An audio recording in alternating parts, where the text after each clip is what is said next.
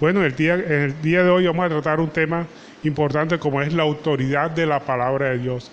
La autoridad de la palabra de Dios es indiscutible porque hemos visto muchos vestigios de lo que puede hacer la palabra de Dios. Por lo pronto vayan buscando en su Biblia 2 de Timoteo 3:16. Entonces, esta autoridad de la palabra de Dios es indiscutible en nuestras vidas. Como ya dijimos anteriormente, hemos visto el reflejo de lo que ella puede hacer en la vida. Puede cambiar a un hombre de lo que era antes a lo que es ahora en la actualidad.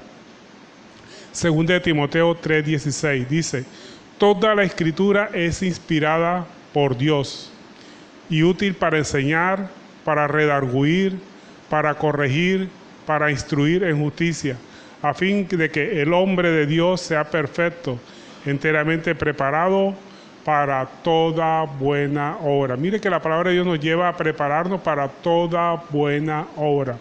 Pero lo importante que tengamos que tener en cuenta aquí es que nosotros no hacemos buenas obras para ser salvos, sino que hacemos buenas obras porque ya somos salvos, un indicativo de que somos salvos. Entonces, la Biblia, como revelación divina, no es un libro antiguo, un libro que fue escrito hace más de 2000 años por más de 40 hombres en periodos diferentes y que simplemente quedó ahí como un libro antiguo, un libro histórico. No, la Biblia es mucho más que eso. Es la voz eterna y poderosa de nuestro Creador. ¿Por qué decimos eso, que es la voz eterna y poderosa de nuestro Creador? Porque el fundamento de su autoridad está en que es inspiración de Dios, escrita por hombres, pero dirigidos por Dios. Fíjense ustedes que la Biblia fue escrita por más de 40 hombres en periodos diferentes y sin embargo encontramos una coherencia perfecta en todos sus libros. Unos libros en el Antiguo, la Biblia sabemos que está conformada por libros del Antiguo y del Nuevo Testamento. El Antiguo Testamento conforma el canon tanto para los judíos como para los cristianos. Pero en los cristianos solamente, además es aceptado el Nuevo Testamento, los judíos pues no lo aceptan. Entonces, la Biblia es de inspiración divina, no es un simple libro escrito por hombres, sino la palabra inspirada por Dios mismo. Cada palabra, cada historia tiene el sello de Dios. ¿Por qué? Por su coherencia que hay en cada uno de sus libros. Y algo importante, que hay inerrancia de esas escrituras. ¿Qué significa que no tiene inerrancia? Que no tiene errores. Cuando nosotros encontramos un error en la Biblia, se debe a que no hemos investigado bien, o encontramos alguna aparente contradicción en la Biblia, es porque no hemos estudiado bien. Pero si nosotros entramos a profundizar, a estudiar y a escudriñar la palabra de Dios, encontramos que no hay contradicciones en la Biblia y mucho menos errores. Aunque fue escrita por hombres, tiene el sello y la autoridad de Dios para ser completamente veraz en todo lo que enseña. Como dijimos, fue escrita por hombres, pero guiado o inspirado por el Espíritu Santo. No fue Dios que escribió directamente la Biblia, sino fue inspirado en hombres los cuales escribieron la santa y poderosa palabra de Dios. Los 10 mandamientos pues sí fueron escritos por el dedo de Dios en las tablas que le escribió Dios a Moisés, pero toda la escritura fue inspirada por Dios y hombres fueron inspirados para escribirla. Y otro fundamento de la autoridad de la palabra de Dios es que la autoridad la reveló nuestro Señor Jesucristo. Cuando fue tentado, Él utilizó la palabra de Dios para salir de la tentación, para salir adelante. Jesús mismo reconoció y enseñó la autoridad de la Escritura cuando enfrentó la tentación en el desierto. Siempre dijo, escrito está. Y ese escrito está significa la autoridad de la palabra sobre todo lo que Él hacía. Él siempre respondió con la palabra de Dios, declaró su supremacía, así como está en Mateo 4:4, ¿sí? Que se habla todo sobre la tentación de Jesús. Y Él siempre utilizó, escrito está, para salir de la tentación. Entonces vemos aquí el poder de la palabra de Dios. Entonces, cuando estemos en tentación, siempre podemos recurrir a la palabra y aplicar lo que escrito está. Pero la palabra de Dios es viva y eficaz cuando la ponemos por obra. Entonces tenemos que ponerla por obra. Algo importante que tenemos que tener en cuenta, ¿por qué la palabra de Dios es inerrante? ¿Por qué la palabra de Dios tiene autoridad indiscutible? Porque su palabra transforma. Así como la palabra de Dios, por la palabra de Dios todo fue creado. Todo, desde el Génesis vemos que por la palabra todo fue creado. Así también por la palabra de Dios somos transformados. Lo que antes éramos vamos a ser completamente diferentes.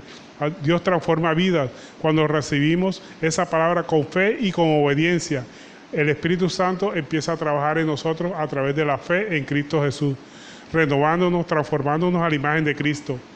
Pero también la palabra de Dios, además de tener poder para transformarnos, tiene poder creador, poder transformador y además sirve de guía, ilumina nuestro entendimiento, es lámpara a nuestros pies y una luz a nuestra senda.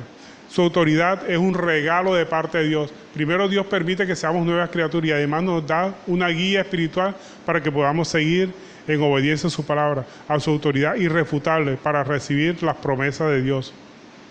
La palabra de Dios es la única forma de conocer a Dios, la forma principal. Hay muchas formas de conocer a Dios, pero la principal es a través de su palabra. Nadie puede decir que conoce a Dios fuera de la palabra de Dios. Él se da a conocer a través de la palabra. Todo lo revelado de Dios está a través de ella. Busquémoslo, por favor, Deuteronomio 29, 29. Deuteronomio capítulo 29, verso 29. Aquí la palabra nos enseña que todo lo que está escrito en la palabra de Dios es revelado para que nosotros lo conozcamos. Y lo que no está revelado ahí, los secretos de Dios, pertenece a Él.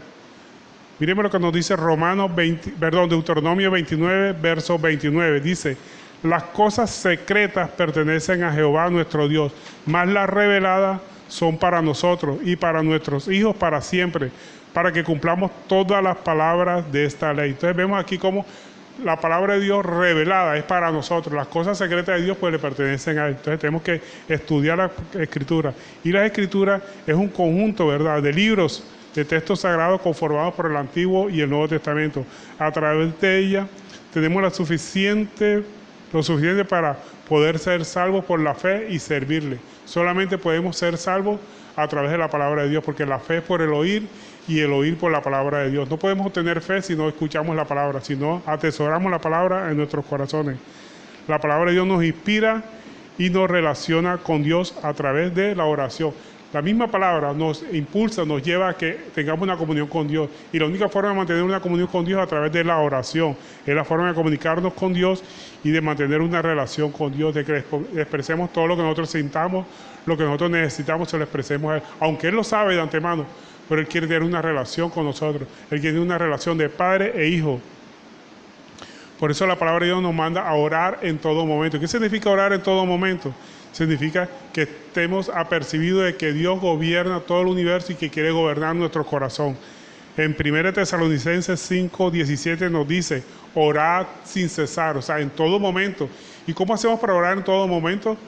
Tener apercibido que todo lo que nosotros hagamos está en sus manos y que Él tiene control de todas las circunstancias que nos pasan a nosotros. Y nos dice: dad gracias en todo. La pregunta es: ¿tenemos que dar gracias por las cosas malas que nos sucedan? La verdad es que no hay nada malo que nos suceda que venga de parte de Dios. Todo lo que para nosotros aparentemente es malo tiene un propósito en las manos del Señor. A veces no lo entendemos en el corto plazo, pero a largo plazo terminamos de entenderlo. Por eso Dios nos dice que demos gracias por todo, porque nosotros no entendemos el proceder de Dios. El Señor dice en su palabra que sus caminos no son nuestros caminos, ni sus pensamientos son los nuestros. Así como nosotros no entendemos el propósito y lo que Dios está haciendo en nuestra vida, siempre tenemos que dar gracias. Y cuando nosotros somos agradecidos con Dios, empezamos a vivir contentos, empezamos a vivir en paz con todas las personas y en paz obviamente con Dios, porque le damos gracias por todo, porque esta es la voluntad de Dios para con nosotros en Cristo Jesús. También hay fuentes accesorias para conocer a Dios. ¿Cuáles son esas fuentes accesorias para conocer a Dios? La comunidad cristiana. Cuando nosotros nos congregamos no solamente para escuchar palabra de Dios, sino para tener coinonía, amor, vivir en adoración, en coinonía con todos los hermanos, para aprender y crecer juntos. Ese es el objetivo fundamental por el cual nos congregamos, para compartir ese amor que tenemos para con Dios, compartirlo con los hermanos, no solamente para escuchar palabra de Dios, no solamente para adorarlo. Eso es importante, escuchar la palabra y adorarlo, pero para mantener coinonía entre los hermanos, para que haya armonía, para que haya paz entre los hermanos. Y eso es lo que tenemos que buscar siempre nosotros, comunidad cristiana, congregarnos y participar de los sacramentos de Cristo, como son el bautismo y la Santa Cena. Eso no lo podemos hacer nosotros aislados en nuestra casa, ¿verdad? Ni participar del amor de los hermanos, ni participar de las ordenanzas que Dios ha establecido. Eso lo tenemos que hacer en coinonía, en obediencia e identificación comunitaria, y eso sería un testimonio público de que somos verdaderamente obedientes a la palabra de Dios cuando nos congregamos. Por eso la palabra de Dios nos dice: no dejando de congregarnos como algunos tienen por costumbre. Vea, el primer síntoma de una persona deja de ser cristiana es que deja de congregarse. Ese es el primer camino a apartarse del cristianismo. Dicen: yo leo la Escritura en mi casa, oro en mi casa, no tengo necesidad de congregarme en una iglesia. Ese primer pellizco debe darse una persona: te estás apartando del cristianismo. porque es necesario que nos congreguemos. Primero porque es mandato divino, Él dijo, no dejando de congregarnos como algunos tienen por costumbre. Y segundo porque en la congregación compartimos no solamente el amor de Dios, sino que compartimos el amor de los hermanos, vivimos en coinonía, aprendemos a vivir en comunión y aprendemos a crecer todos juntos de la mano de Dios, de la mano de su palabra. Pero también hay otros métodos accesorios para conocer la palabra de Dios, que son los libros teológicos. Los libros son buenos estudiarlos, pero tenemos que tener cuidado con algunos libros, tenemos que estudiarlos con discernimiento activo y una evaluación a la luz de las Escrituras, porque hay algunos libros que tienen doctrinas erradas, entonces tenemos que estar apercibidos. Todo que pase el filtro de la palabra, lo que no pase el filtro de la palabra de Dios, pues lo desechamos, pero no lo desechamos rotundamente, sino que lo utilizamos para aprender más, para investigar más en qué creemos o en qué consideramos nosotros que se equivocaron. Yo he aprendido mucho de libros que están equivocados. ¿Por qué? Porque con la equivocación o el error que yo veo en los libros me sirve para profundizar más y saber dónde está el error. Entonces, no desechemos ninguna profecía, porque las profecías no solamente son las que están en la palabra de Dios, sino también aquellas que escriben hombres a través de su palabra. En 1 Tesalonicenses 5:20 nos dice, no despreciéis las profecías, examínalo todo, retener lo bueno. Entonces estudiamos los libros y las cosas que vemos que estén conforme a la palabra de Dios, las aceptamos y las ponemos por obra en nuestra vida, porque están de acuerdo con la palabra de Dios.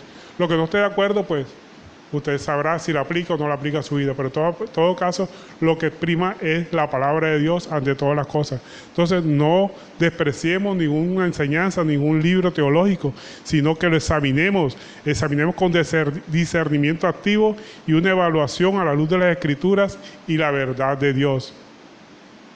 Y tener mucho cuidado de tratar de hereje a una persona simplemente porque no está de acuerdo con nosotros. Hay muchas personas que porque no están de acuerdo con nosotros son tildadas de herejes o los tildamos de herejes. No, hereje es aquella persona que a pesar que se les ha explicado de que están equivocados, mantienen su posición. El diccionario define a hereje como una persona que tercamente niega algunos de los dogmas establecidos según una religión. Tercamente, o sea, esa persona que se le ha explicado que está equivocada y sin embargo se mantiene en su error, ese sería un hereje. Entonces, no tengamos cuidado de no tratar a nadie de herejes, porque a veces son personas que de buena fe se han equivocado. O sea, tenemos que enseñarles y explicarles la palabra de Dios para que puedan entenderlo. No toda persona que está en error es hereje. Hereje es aquel que porfiadamente cree estar en la verdad, aunque se le explique que está errado. Ese ya podríamos llamarlo como hereje, pero si la persona simplemente está equivocada porque no conoce la verdad, no conoce a profundidad los temas teológicos, tengamos cuidado de no llamarlo hereje. La única forma de conocer a Dios verdaderamente es a través de su palabra. Los libros teológicos son accesorios si pasan el filtro de la misma palabra de Dios. Y tenemos que estar apercibidos que tenemos que congregarnos y no dejando de congregarnos como algunos tienen por costumbre. Y lo más importante, que la única forma de conocer a Dios es a través de Jesucristo. Acuérdense que Jesucristo es el único intermediario entre Dios y los hombres. Es la palabra viva de Dios y es la palabra encarnada de Dios. Él vivió la palabra en carne propia. Es la encarnación de la palabra. En Juan 1:14 dice, y aquel verbo fue hecho carne y habitó entre nosotros, y vimos su gloria como del unigénito del Padre, lleno de gracia y de verdad. Para comprender su labor intercesora, la labor salvadora de Jesucristo, su capacidad para identificarse plenamente con la condición humana, Jesucristo fue humanizado. Él se humanizó para completar su labor intercesora, porque hay un solo Dios y un solo mediador entre Dios y los hombres, que es Jesucristo, el cual se dio a sí mismo en rescate de todos, de lo cual se dio testimonio a su debido tiempo. Y la palabra también nos enseña que Cristo murió por nuestros pecados. 1 Corintios 15:3. Para eso fue que Él murió. Él no murió para sanarnos de alguna enfermedad física, sino a sanarnos de una enfermedad espiritual como es la lepra del pecado. Cristo murió por nuestros pecados, conforme a las Escrituras. Entonces, la palabra de Dios es poderosa porque a través de ella fue creada todo lo que nosotros conocemos. Todo el universo fue creado por ella. Juan declara de Jesús que es el agente divino responsable de toda la creación. En Juan 1:3 nos dice, todas las cosas por Él fueron hechas y sin Él nada de lo que ha sido creado fue hecho. O sea, fue el agente responsable de toda la creación, nuestro Señor Jesucristo. Esa palabra de Dios es poderosa para transformar vidas. Y esa transformación de vida se habla de un nuevo nacimiento, se habla de una nueva criatura. Y cuando somos nueva criatura empezamos a dar los frutos del Espíritu Santo. Dejamos de ser lo que antes éramos e ilumina nuestro entendimiento. Entonces es cuando vemos un cambio radical de dejar de dar obras de la carne para empezar a dar frutos del Espíritu Santo, como dice 2 Corintios 5:17. Si alguno está en Cristo, nueva criatura es. Todas las cosas viejas pasaron, y aquí todas hechas son nuevas. Y además la palabra de Dios, además de ser poderosa para transformar vidas, para crear cosas nuevas, sirve de guía a nuestras vidas, guía nuestros pasos. La palabra de Dios nos lleva a vivir en libertad y amor. ¿En libertad de qué? Del pecado. Lo que antes vivíamos encadenados al pecado, ya la palabra de Dios nos hace libres. Por eso Jesucristo dijo, si conoceréis la verdad, y la verdad os hará libre. ¿Libre de qué? De vivir en pecado. Y libres de vivir en amor para con Dios y para con los hermanos. Empezar a perdonar. Y aquí es cuando entendemos el valor de la teología, porque la teología no sirve de nada a menos que pueda vivirse.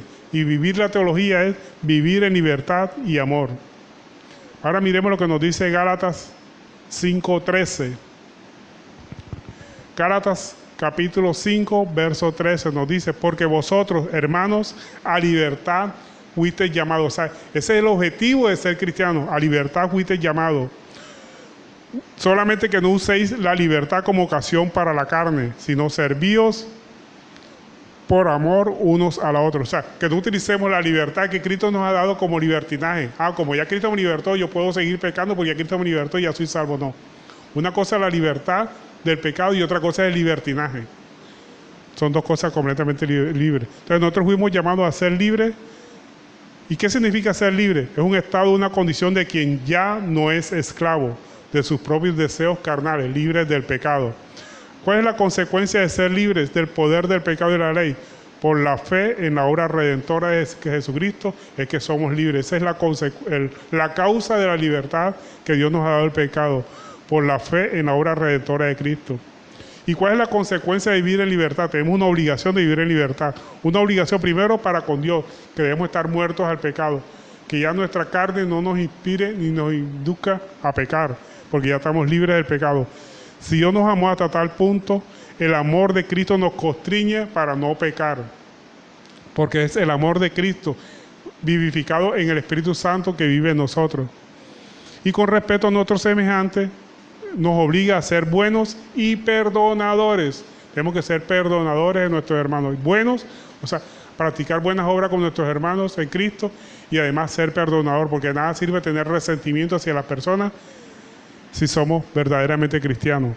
Por eso en Efesios 4:32, el apóstol Pablo, inspirado por el Espíritu Santo, nos dice, antes sed benignos unos con otros, misericordiosos, perdonaos unos a otros, como Dios también os perdonó a vosotros en Cristo Jesús. En otras palabras, si nosotros no somos buenos y no somos perdonadores, es un indicativo de que no estamos viviendo la vida nueva en Cristo Jesús, que es ser libres del pecado y vivir en amor unos con otros. Pero para ser libres tenemos dos herramientas para poder ser libres en Cristo Jesús y vivir esa libertad que Cristo nos ha dado y vivir en amor. Las dos herramientas es orar. Tenemos que orar en todo momento. ¿Y qué significa orar en todo momento? Mantener una actitud de dependencia y comunión con Dios en cada momento. Mire lo que significa orar en todo momento. Mantener una actitud de dependencia y comunión con Dios en todo momento. Efesios 6:18 lo confirma, dice, orando en todo tiempo, en oración y súplica en el Espíritu, y velando con ello en toda perseverancia y súplica por todos los santos.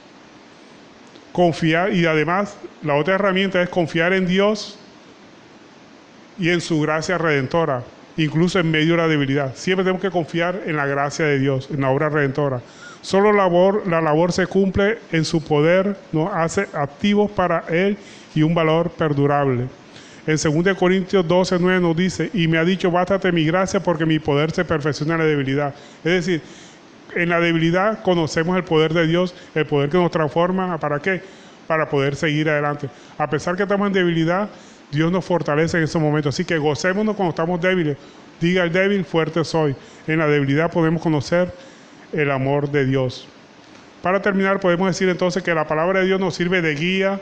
Su meta final es que prepararnos para hacer buenas obras y nos salva para beneficio de Él, no para beneficio de nosotros. Nos salva para beneficio de Él, para glorificarle y para edificar a la iglesia.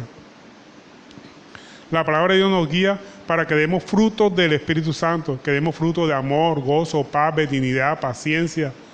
Eso es lo que tenemos que dar nosotros: bondad, fe, mansedumbre, templanza. Contra tales cosas no hay ley. Eso significa dar fruto del Espíritu Santo. Eso significa vivir en libertad y en amor. Su meta final es prepararnos para buenas obras, que reflejemos el carácter de Dios a través de nuestras acciones. Y nos salva para beneficio de Él. Siempre la palabra de Dios es para beneficio de Dios y beneficio de nuestro prójimo, nunca para beneficio propio. Claro que eso es consecuencia final. Siempre también va a ser beneficio propio, la salvación de nuestra alma. Pero lo primeramente es que busquemos el reino de Dios y su justicia, y las demás cosas vienen por añadidura. Entonces, para concluir, decimos que la palabra de Dios es poderosa y nos guía para que tengamos una nueva vida en Cristo Jesús. Y también que la autoridad de la palabra es indiscutible, porque hemos visto la transformación que hace en una persona. Hemos visto lo que puede hacer la palabra de Dios cuando es sembrada en los corazones que son ávidos de obedecer y de mantenerse en comunión con ella misma. Transforma la palabra. Una persona que recibe la palabra y la atesora en su corazón nunca volverá a ser lo que antes era. Entonces ahí vemos y reconocemos la autoridad indiscutible de la palabra de Dios, que nos guía para que demos frutos del Espíritu Santo y somos preparados para hacer buenas obras en Cristo Jesús. Y recuerde que la salvación es para que demos glorificación al Espíritu Santo, glorificación a Dios, y sobre todo que podamos edificar a la iglesia, porque todos los frutos y los dones que Dios nos da no son para nosotros mismos, es para que edifiquemos la iglesia. Los dones del Espíritu Santo son para eso. Los que anhelan dones, procurar abundar dones en ellos para edificación de la iglesia. Amén. Bueno, y esta es la enseñanza por el día de hoy. Esperamos que la atesoren en sus corazones, y lo más importante, que lo pongan por obra. No dejen de orar, no dejen de leer la palabra de Dios, porque entre más lean la palabra de Dios, su crecimiento espiritual irá aumentando. Pero si usted deja de alimentarse espiritualmente, pues va a fallecer espiritualmente. Así como usted se alimenta 3 veces al día, debe alimentarse espiritualmente con la palabra de Dios para crecer en obediencia a su palabra. Amén.